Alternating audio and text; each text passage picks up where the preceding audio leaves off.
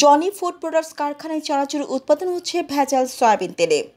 কক্সবাজার উখিয়াতে ভেজাল ও নিম্নমানের সয়াবিন তেল ব্যবহার করে চানাচুর তৈরি কারখানা উৎপাদন করে বাজারে বিক্রি করা হচ্ছে।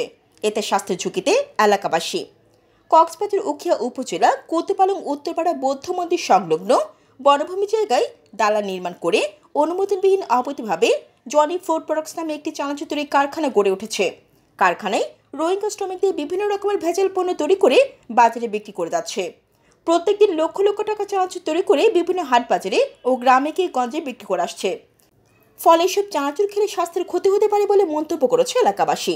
এ বিষয়ে খবর পেয়ে বৃহস্পতিবার দুপুর ৩টার দিকে সরেজমিনে গিয়ে তথ্য সংগ্রহ করতে গেলে আনন্দ টিভির উখিয়া উপজেলা প্রতিনিধি ও উখিয়া উপজেলা প্রেস ক্লাবের সভাপতি ও কয়েকজন সাংবাদিকদের কারখানা মালিক জনি কর্তৃক তার সহযোগীরা মিলে সাংবাদিকদেরকে প্রাণনাশের হুমকি দেয়। এক পর্যায়ে সংবাদ প্রকাশ না করার জন্য চাপ প্রয়োগ করেন। এ বিষয়ে নিয়ে কক্সবাজার বিএসটিআই এর কর্মকর্তা রঞ্জিত কুমার মল্লিক পরিদর্শক জানান, উখিয়া চানাচুর কারখানায় কোনো ট্রেড লাইসেন্স দেওয়া হয়নি। তবে অবৈধভাবে কারখানা খুলে চানাচুর বাজারে বিক্রি করলে তাদের বিরুদ্ধে আইনগত ব্যবস্থা নেওয়া হবে বলে জানান তিনি। জান্নাতুল আফসানা, নিউজ ডেস্ক।